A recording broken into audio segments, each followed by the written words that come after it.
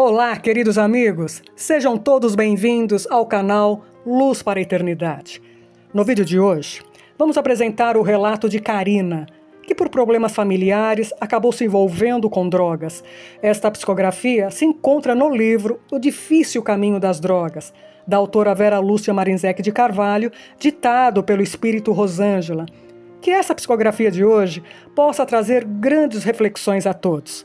Peço a vocês que são inscritos no canal e também quem não é inscrito, se inscreva, que nos ajudem na divulgação, pois assim o Espiritismo pode chegar a mais pessoas que necessitam dessas palavras. Peço que ative o sininho em todas as notificações, deixem o like, assim todos receberão os vídeos. O meu muito obrigada. Luz para a Eternidade apresenta Karina, a viciada. Nasci numa família estruturada, disse Karina. Pai, mãe e 3 filhos. Eu era do meio. Tinha um irmão mais velho e uma irmã caçula. Parecia tudo certo, até que meu pai desencarnou. Ficou doente por meses e veio a falecer. Sentimos muito. Minha mãe sofreu bastante e ainda ficou com toda a responsabilidade do nosso lar. Ela trabalhava fora. Tinha um bom emprego, mas teve que administrar bem o dinheiro, pois tivemos de viver sem o ordenado de papai, que passou a ser então uma pensão bem menor. Ela não queria nos privar de nada e passou a fazer horas extras.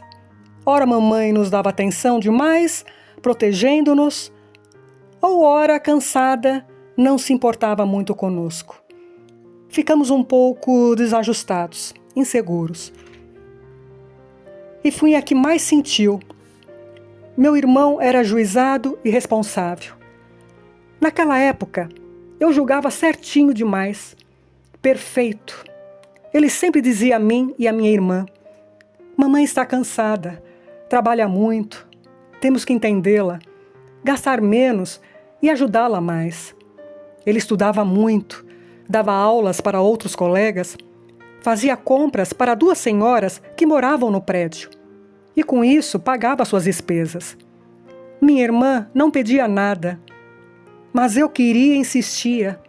Eram roupas, passeios supérfluos, sem os quais passaria muito bem. Estava com 14 anos, era muito rebelde. Não fazia nada em casa e reclamava de tudo.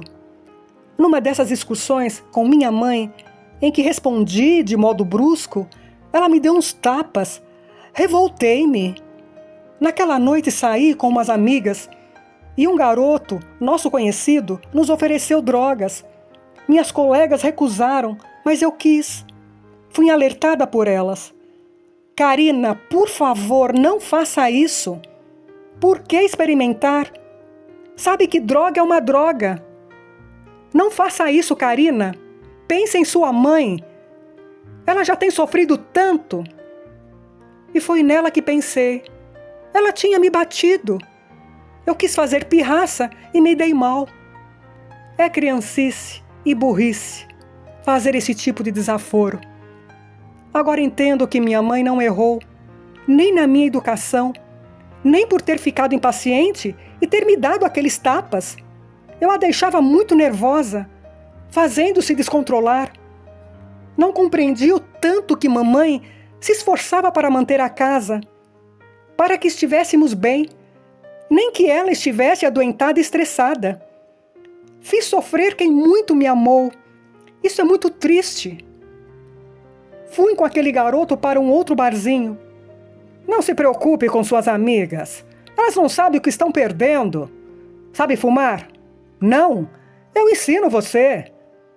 E fumei meu primeiro cigarro de erva e senti calma. E o mundo me pareceu diferente, lindo. Esqueci meus problemas. Depois, voltei para perto de minha turma. Elas não conversaram comigo e eu nem liguei. Esse garoto me convidou mais vezes e fui com ele fumar. Minhas amigas se reuniram comigo e tentaram me alertar. Não entre nessa, Karina. Você vai se arrepender. Poderá se viciar e se tornar escrava delas, querendo cada vez mais. Se você se viciar, vai se arruinar. Não fume mais. Vocês não sabem o que estão falando.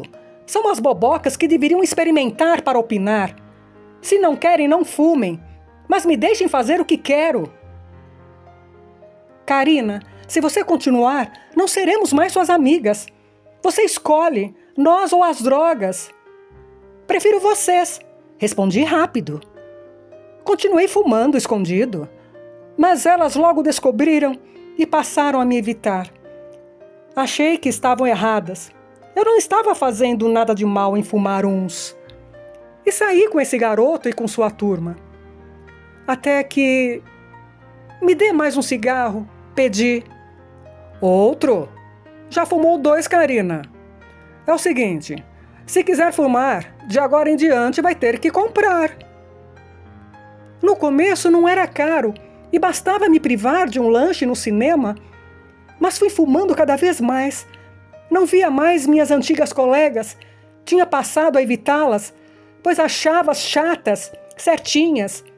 2 delas tentaram conversar comigo, aconselhar-me. Eu as tratei rudemente. Não estava tendo mais dinheiro para comprar os cigarros de ervas. Reclamei para a turma. Estou com muita vontade de experimentar coca, mas não tenho dinheiro. Karina, por que não se vende? Você é jovem, bonita. Terá muitos clientes, falou um colega. Dou a você a coca para experimentar, disse outro colega. Experimentei e ansiei por mais.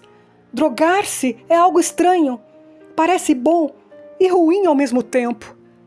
Para muitos, a sensação boa é de que se vive em outra realidade e que nada incomoda.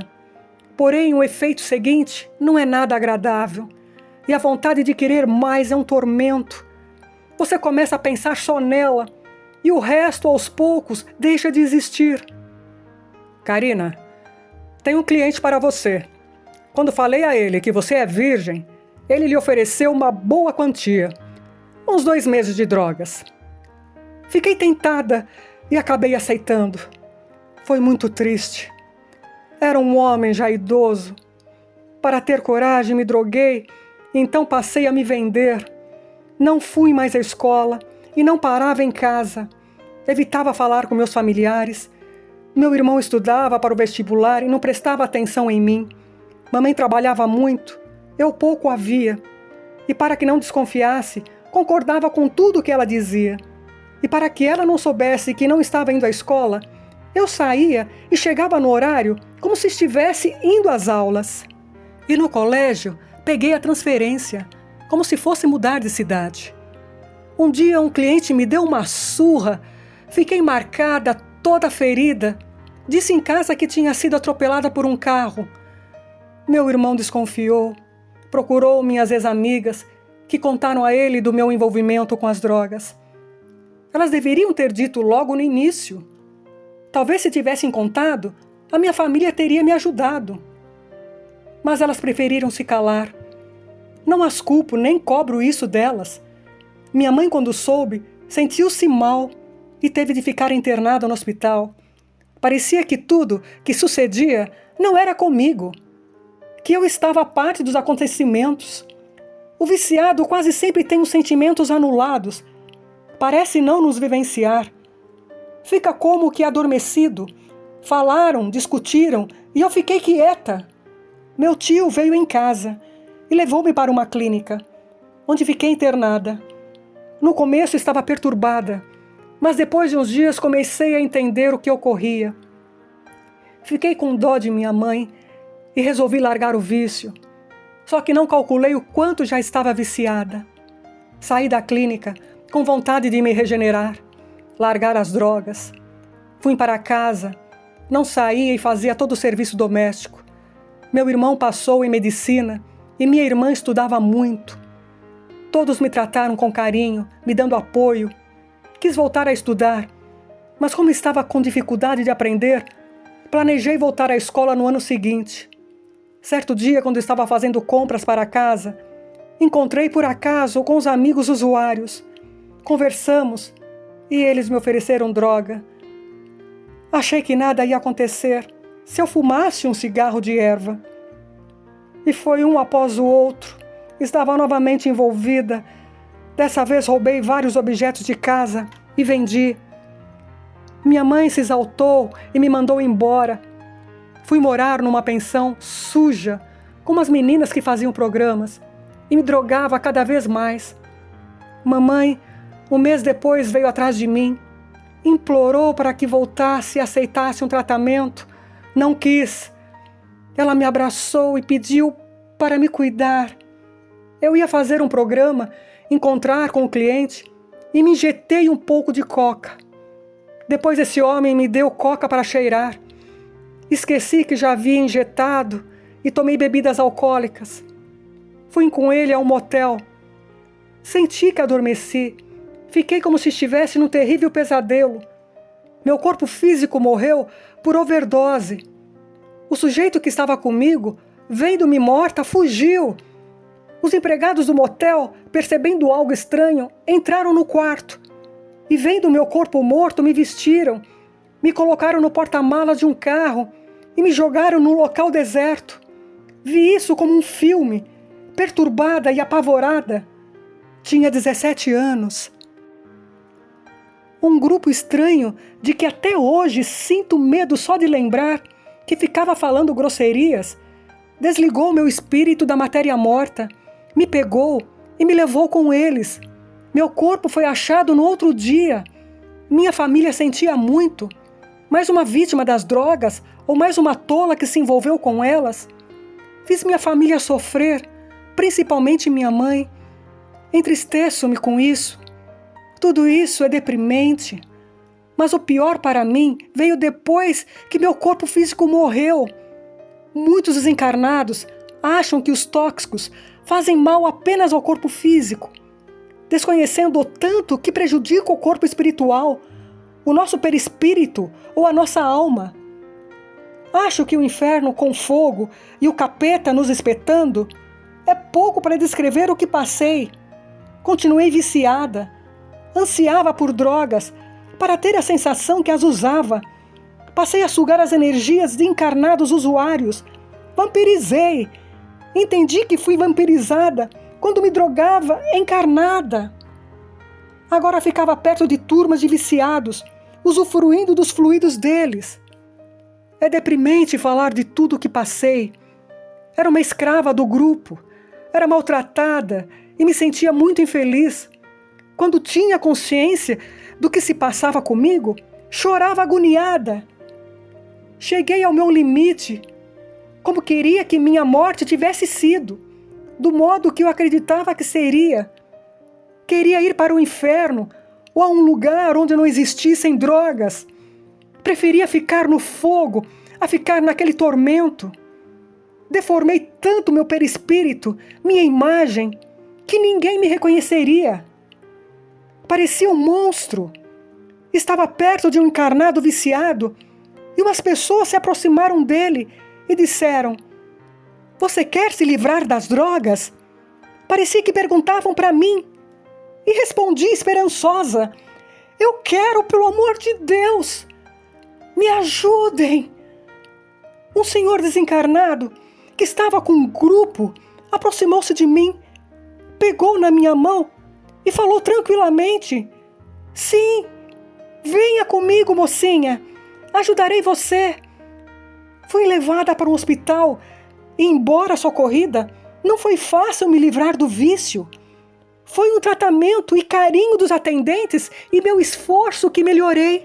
Foi como sarar de uma terrível doença. Recuperei-me e hoje estou estudando. Sei da minha família. Minha mãe tem estado muito doente. Meu irmão se formou e minha irmã está estudando medicina.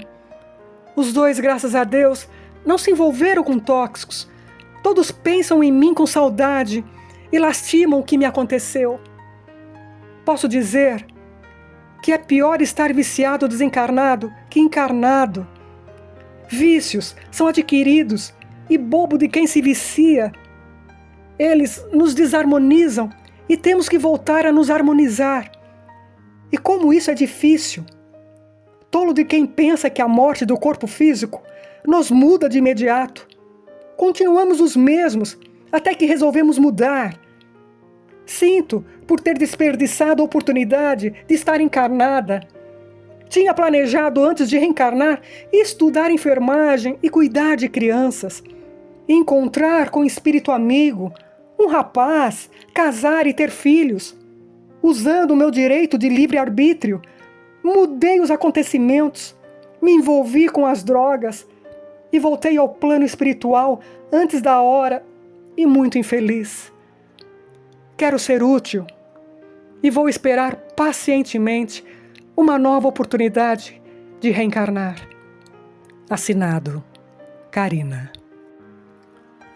Gente, podemos perceber nesta carta psicografada emocionante de Karina que ceder às drogas pode realmente destruir completamente uma oportunidade de reencarnação.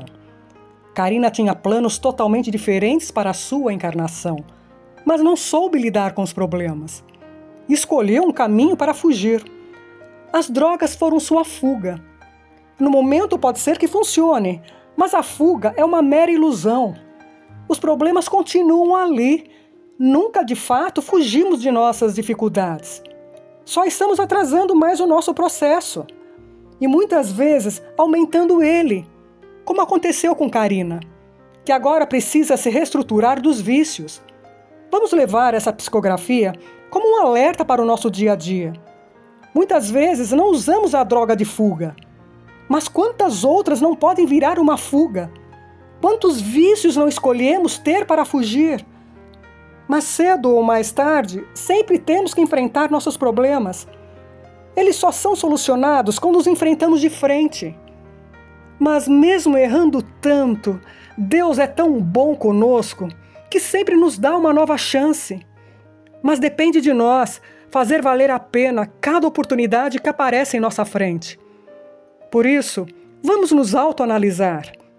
E se você conhece alguém que está, infelizmente, nesse caminho obscuro das drogas, apresente essa pessoa este vídeo, mas não reaja com agressividade.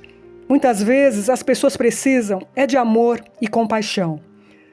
Esse relato se encontra no livro O Difícil Caminho das Drogas, de Vera Lúcia Marinzec de Carvalho, ditado pelo espírito Rosângela.